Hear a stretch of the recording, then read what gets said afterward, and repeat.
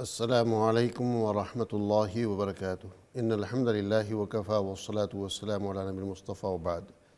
ناظرین اکرام، ماشاءاللہ آج کی یہ خصوصی نشریات میں، خصوصی ٹرانسمیشن میں آپ کی خدمت میں حاضر ہیں، اور ماشاءاللہ پچھلے کئی دنوں سے مختلف عنوانات کے اوپر زیر بحث جو ٹاپکس رہے، اس میں محرم کی مناسبت سے محرم کے فضائل اور مناقب اور اس کے اعمال، اور پھر واقعہ کربلا، اس لحاظ سے پھر آل رسول اور اہل بیت اطہار، ان کے حوالے سے ماشاءاللہ پروگرامنگ رہی، اور پھر درمیان میں ہم جب بھی موقع ہوا تو اظہار القرآن کی تفسیر کے حوالے سے بھی پروگرام پیش کرتے رہے، جیسے کہ گزشتہ کل۔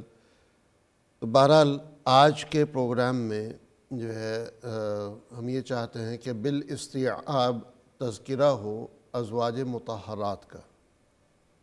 ازواج مطہرات مطلب حضور صلی اللہ علیہ وسلم کی بیویاں جو حضور صلی اللہ علیہ وسلم کے نکاح میں تھیں۔ اس میں آپ تعجب کریں گے کہ سوائے سیدتنا عائشہ رضی اللہ تعالی عنہ کے سب کی سب خواتین وہ ہیں کہ جن کی پہلے شادی ہوئی بھی تھی، یا تو ان کے شوہر کا انتقال ہوا، یا ان میں ایک آدھ ایسے ہیں جو جن کو طلاق ہوئی تھی، تو ان سے رسول اکرم صلی اللہ علیہ وسلم نے پھر شادی کی۔ حضور صلی اللہ علیہ وسلم کے لیے اس بات کی پرمیشن تھی، قرآن میں بھی موجود ہے کہ حضور صلی اللہ علیہ وسلم تعدد زواج رکھ سکتے تھے، اور صرف 4 تک کی قید نہیں بلکہ آگے تک کے، اور پھر اس کے بعد جو ہے پھر آگے حضور صلی اللہ علیہ وسلم کو بھی کہہ دیا گیا کہ اب اور نہیں۔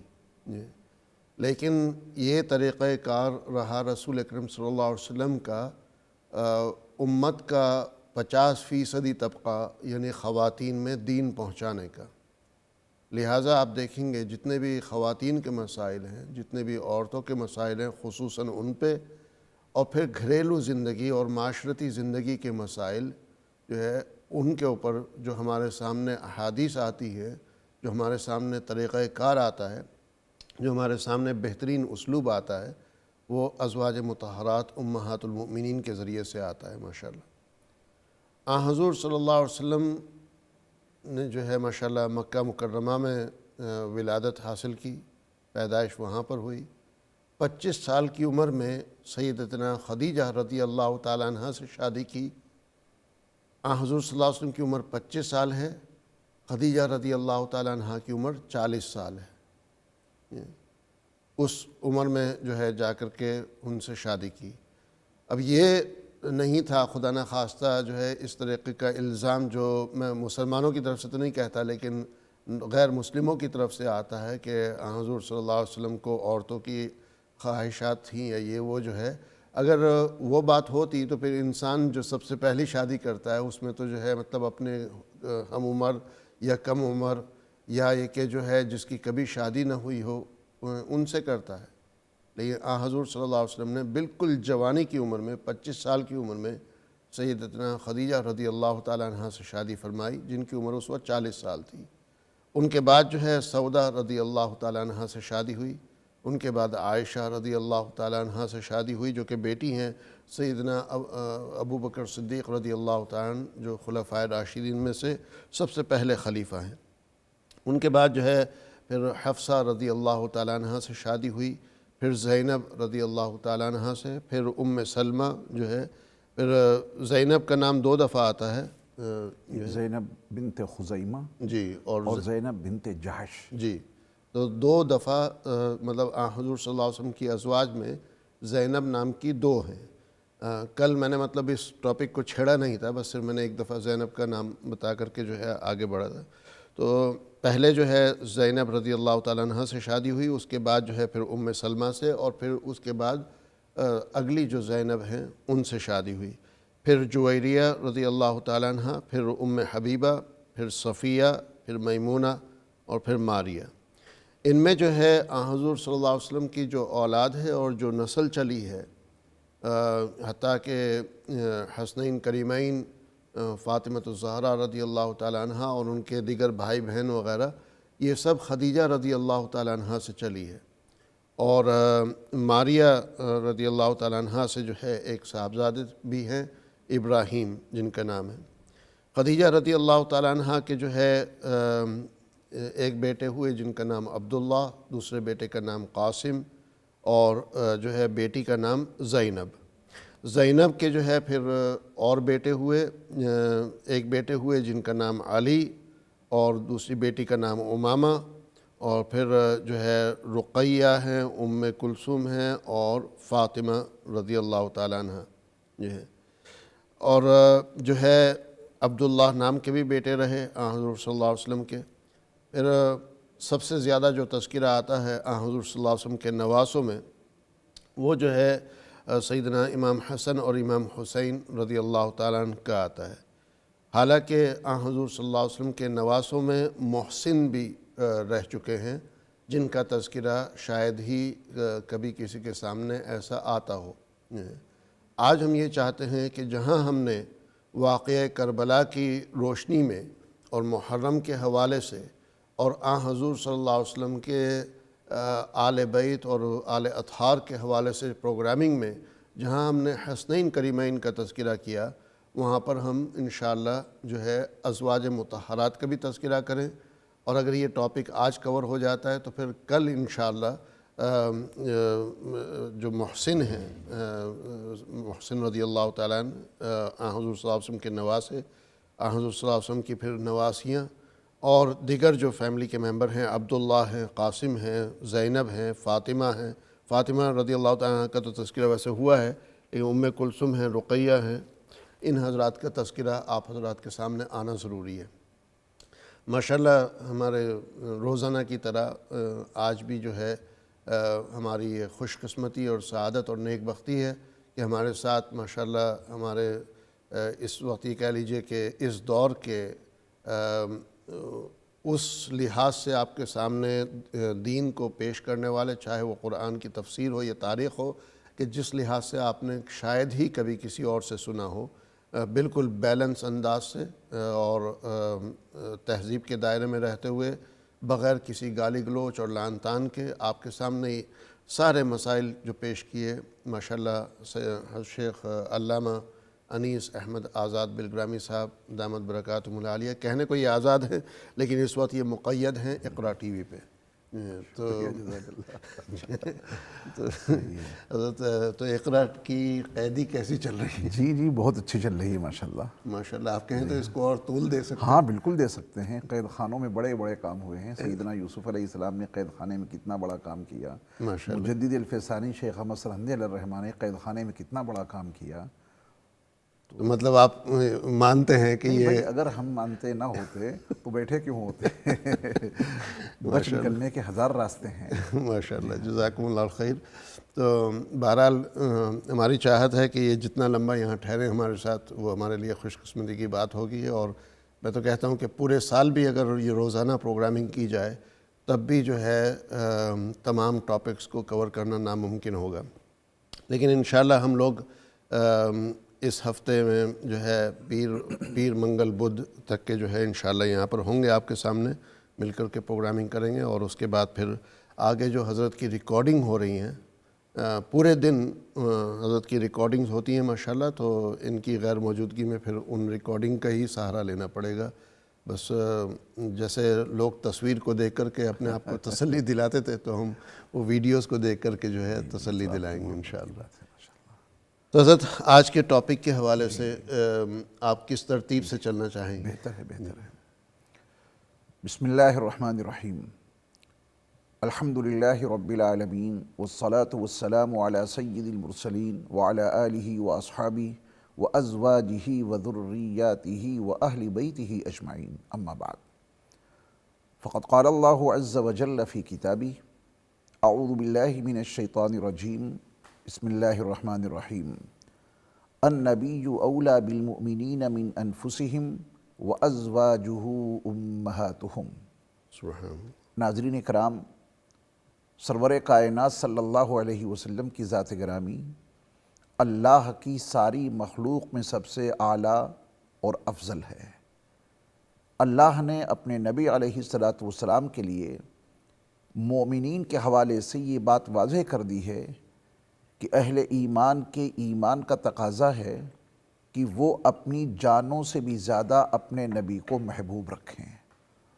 اس مضمون کو اللہ تعالیٰ نے جس مقام پر بیان کیا ہے، النبی اولیٰ بالمؤمنین من انفسہم، اس کے فوراً بعد اللہ تعالیٰ نے نبی علیہ الصلاۃ والسلام کی ازواج مطہرات کے تعلق سے یہ واضح کر دیا کہ نبی علیہ الصلاۃ والسلام اہل ایمان کی جانوں سے بھی زیادہ ان کے نزدیک محبوب ہیں، تو نبی کی ازواج مطہرات، نبی کی بیویاں، یہ ایمان والوں کی مائیں ہیں۔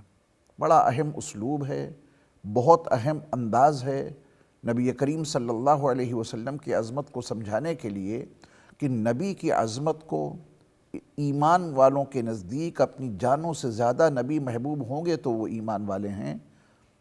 اسی کے ساتھ میں اللہ نے فرمایا کہ وَأَزْوَاجُهُ أُمَّهَاتُهُمْ، نبی کی بیویاں، نبی کی ازواج مطہرات یہ ایمان والوں کی مائیں ہیں۔ ماں ایک اپنی حقیقی ماں، سگی ماں، اس کی عظمتوں کو سلام۔ قرآن مقدس میں حقیقی ماں کے لیے بڑے فضائل بھی ہیں، مناقب بھی ہیں، احکام بھی ہیں۔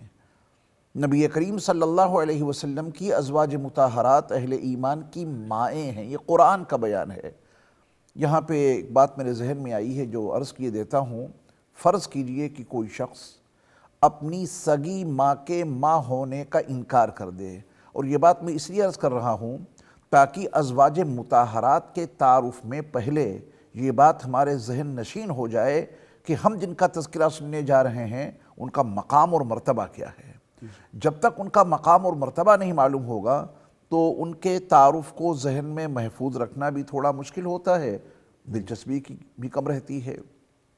ایک شخص ہے جو اپنی حقیقی ماں، سگی ماں کے ماں ہونے کا انکار کر دے اور اس سے یہ کہے کہ تو میری ماں نہیں ہے، جس کے شکم میں اس نے 9 مہینے گزارے ہیں، جس ماں نے اس کو پرورش کر کے پال پوس کے اتنا بڑا کیا ہے، جوانی کی دہلیز پہ قدم رکھتا ہے بیٹا اور اپنی سگی ماں سے کہتا ہے، حقیقی ماں سے کہتا ہے کہ تو میری ماں نہیں ہے۔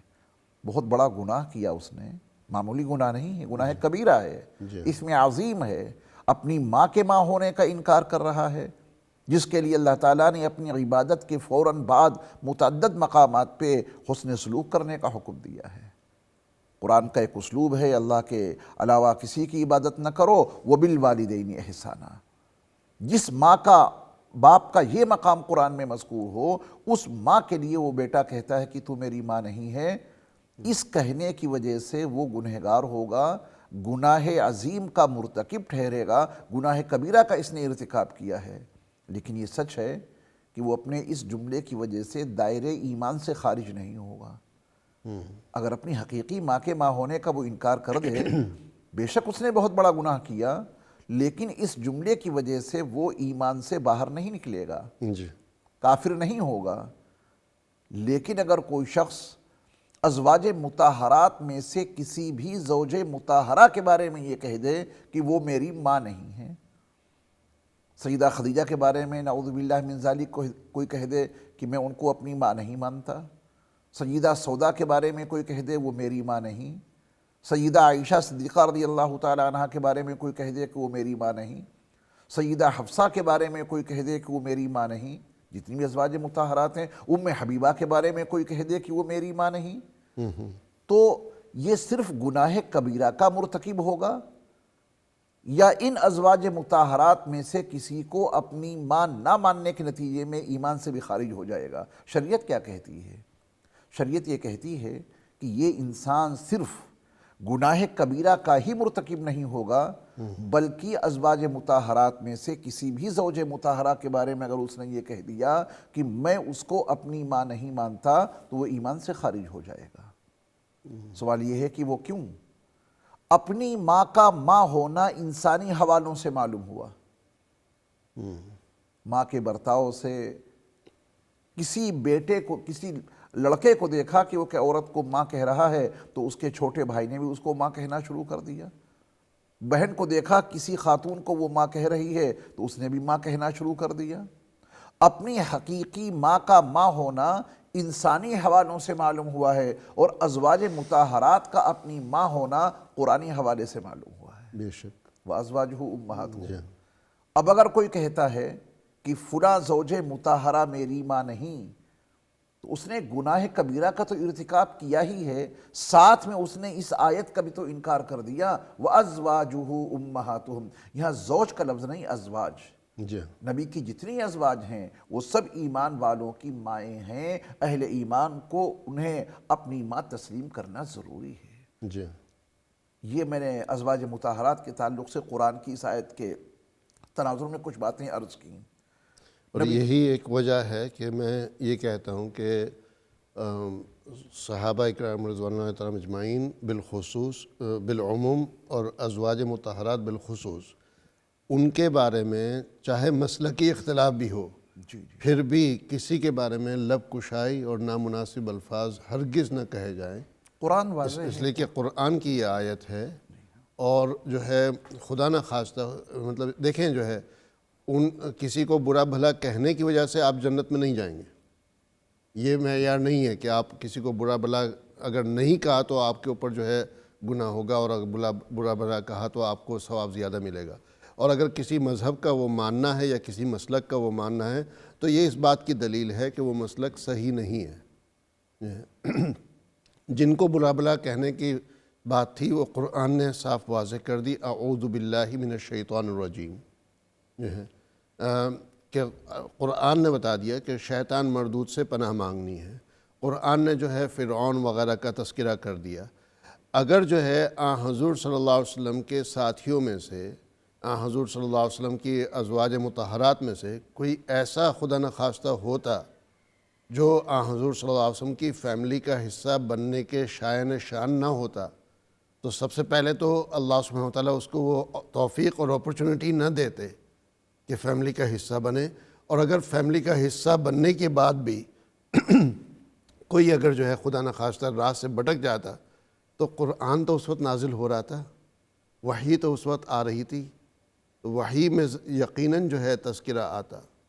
سیدتنا عائشہ رضی اللہ تعالیٰ عنہ کے بارے میں کتنے لوگوں نے اس دور میں بھی الزام تراشی کی، جو ہے اس الزام کو لے کر کے بعض دشمنان اسلام اور دشمنان رسول صلی اللہ علیہ وسلم میں کہوں گا اس الزام کو آگے بڑھاتے ہیں۔ لیکن اسی قرآن کے اندر جو ہے، یہ تو چلیں اس دور میں لوگوں نے کہا، لیکن قرآن کے اندر سیدنا عائشہ رضی اللہ تعالیٰ عنہ کی براءت ظاہر کی گئی، ان کے بارے میں پوری آیات نازل ہوئیں جن کا آج تذکرہ ہوگا انشاءاللہ۔ میں چاہتا ہوں اس وقت ہم جو ہے مسلک کا چشمہ اتار کر کے، مسلک کا ٹائٹل اور لیبل اتار کر کے بیلنس طریقے سے ان پروگراموں کو دیکھیں اور ان باتوں کو سمجھیں، اور اس کے اوپر آپ کچھ دن عمل کر کے دیکھیں۔ میں کہتا ہوں اگر آپ کی زندگی پہلے سے زیادہ سکون والی نہ ہوئی تو اس پروگرام کے پیسے واپس۔ جیسا کہ آپ نے فرمایا کہ اس زمانے میں، اس دور میں قرآن نازل ہو رہا تھا، اگر یہ ازواج مطہرات اس قابل نہ ہوتی تو اللہ ان کو اپنے نبی کے حرم میں کیوں رکھتا، ان کے لیے کوئی نہ کوئی قانون نازل کر دیتا۔ قانون نازل ہوا ہے۔ اللہ تعالیٰ نے مقام اور مرتبے کے لحاظ سے اس سلسلے میں بہت واضح طور پہ بیان دیا ہے، الخبیثات للخبیثین جی والخبیثون للخبیثات والطیبات للطیبین والطیبون للطیبات۔ یہ ہمارا عقیدہ، اس کے بغیر ہم مومن نہیں رہ سکتے کہ اللہ نے اپنی ساری مخلوق میں، کائنات انسانی کے تمام افراد میں، اللہ کی جتنی مخلوق ہے اس میں زیادہ، سب سے زیادہ اگر کوئی طیب اور طاہر ہے، میرے مصطفیٰ صلی اللہ علیہ وسلم ہے۔ حضرت اسی وجہ سے جو میں نے یہ لفظ استعمال کیا کہ وہ رسول اکرم صلی اللہ علیہ وسلم کا دشمن ہے، کہ پس منظر میں یہی آیت ہے کہ اگر کوئی یہ کہہ رہا ہے کہ رسول اکرم صلی اللہ علیہ وسلم کی فلاں بیوی جو ہے وہ غلط تھیں یا بدکار تھیں، خدا نخواستہ یا ایسی ویسی تھیں، تو مطلب وہ ان کو یہ کہہ رہا ہے دوسرے الفاظ میں الیاذ باللہ، اللہ معاف فرمائے، جو ہے نقل کفر نباشت جو ہے، لیکن معذرت کے ساتھ کہ جو ہے وہ یہ کہہ رہا ہے کہ یہ خاتون جو حضور صلی اللہ علیہ وسلم کے نکاح میں تھیں، یہ طیبین میں سے اور طیبات میں سے نہیں بلکہ خبیثات میں سے ہیں۔ تو قرآن کی اس روح سے جو ہے پھر خبیثہ یا خبیثات اس کو ملیں گی جو خبیث ہو۔ جی جی تو آپ جو ہے رسول اکرم صلی اللہ علیہ وسلم کے اوپر انڈائریکٹلی جو ہے، اور یہ کہہ لیجئے کہ اپنے جوش میں آ کر کے، میں انجانے میں نہیں کہوں گا چونکہ آپ جان بوجھ کر کے بہت سے لوگ کر رہے ہیں، لیکن جوش میں آ کر کے یا اپنے علماء یا جو ہے لیڈران کے بہکاوے میں آ کر کے آپ جب کسی حضور صلی اللہ علیہ وسلم کے ازواج کے بارے میں اس طرح کہہ رہے ہیں تو اس کا اٹیک آپ رسول اکرم صلی اللہ علیہ وسلم کے اوپر کر رہے ہیں، کیونکہ اگر کوئی خاتون خبیثہ ہے یا خبیثات ہیں ازواج تو اس کا شوہر جو ہوگا وہ خبیث ہوگا قرآن کی اس آیت کی روح سے۔ لہٰذا یہ معاملہ کوئی معمولی نہیں ہے، یہ مسئلہ کوئی لائٹ نہیں ہے، یہ بہت ہی سنگین معاملہ ہے، اور پرسنل جو ہے ڈفرینسز کو ایک طرف رکھتے ہوئے علماء جو ہے کیا کہتے ہیں اس کو بھی آپ ایک طرف رکھیں۔ آج اس نظریے سے آپ جو ہے اس مسئلے کو سمجھیں اور یہ پروگرام دیکھیں انشاءاللہ۔ حضرت ایک مختصر سا وقفہ لیتے ہیں جو ہے انشاءاللہ، اور وقفے کے بعد فوراً حاضر ہوتے ہیں۔ بہت ہی شارٹ بریک کے اوپر جا رہے ہیں، تھوڑی دیر میں حاضر ہوتے ہیں۔ السلام علیکم ورحمۃ اللہ وبرکاتہ۔